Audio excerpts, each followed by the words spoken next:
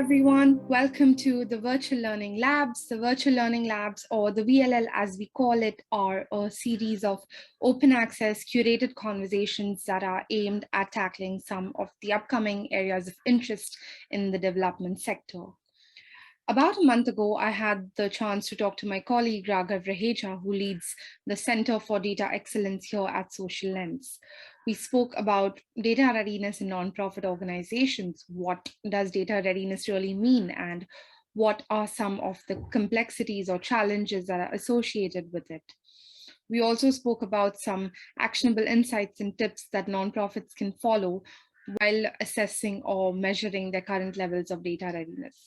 So over the next few weeks, we will be uploading snippets of that conversation on our YouTube channel. Before we start, I'd just like to take a moment and place the context before everyone who is viewing this video. The COVID-19 pandemic has accelerated organizations' digital transformation journeys, and that has compelled them, as well as the people within the organizations, to think a little bit more about data-driven decision-making. Embarking on a data journey can be quite daunting for organizations, and there are many considerations that they must have before doing so.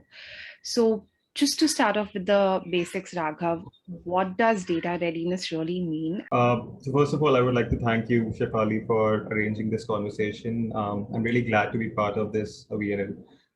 So to talk about the data readiness process, I feel that there are three facets to it, and the first one is basically understanding why do we need data, and understanding the data significance in terms of the data points that we need to capture. And to some extent, you can answer that question by looking at your goals and objectives within the organizations. And when I talk about objectives, why do I mention it, different from the goals? Because in my head, I'm thinking that there are certain goals that an organization has to meet. And then there are a set of objectives that specify how well you have met those goals, right? So understanding what those objectives are will help me define the data points that I need to capture. So that's one aspect, understanding what data to capture. The second aspect of that is the data collection mechanism in itself. And why is that important? There are multiple ways you can collect data. There can be a survey methodology where you're capturing your data through, digital means or a pen and paper mode. You can also have an application which feeds in the data in your database or the analytical process. But at the end of the day, you need to figure out a process which is best suited for your organization, right? So in that aspect, we need to think it through, because if we are collecting data through pen and paper survey, we need to make sure who is collecting the data, if that person has a bias in it, if the data is being collected in pen and paper, who is inputting that data into the system? Are there any validation checks? Are there any error proofing? So think about all of these things, and then combined with the skill set of the people who are going to be using the data, right?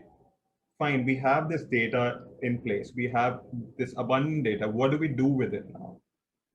Do we create charts with it? Do we perform statistics on it? What is the best suited methodology for our audience? And understanding that aspect makes the core, like understanding all these three aspects makes the core of what data readiness is.